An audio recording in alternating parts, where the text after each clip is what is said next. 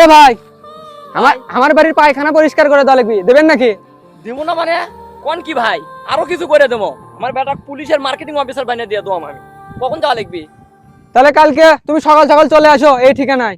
আচ্ছা থান রামুনি থান, তুই চিন্তা করিস না বেটা, তোকে অফিসার বানিয়ে দেবো।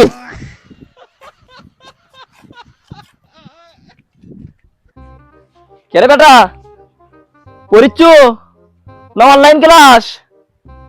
কর কর অনলাইন ক্লাস কর বাবা, ভালো করে পড়াশোনা কর।